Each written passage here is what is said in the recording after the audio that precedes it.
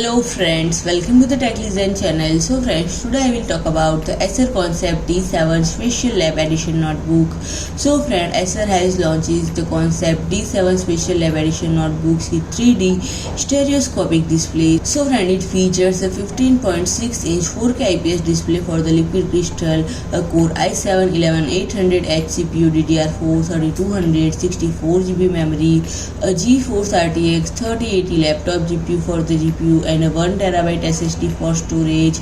Killer Wi-Fi 6AX 1650i supports gigabit LAN and wireless LAN plus Bluetooth 5.1 on the network.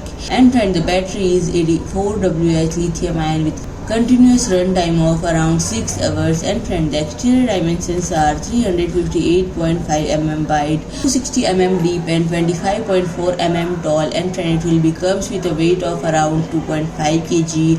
And friend, the operating system comes pre-installed with Windows 11 64-bit and device has a 1-year warranty.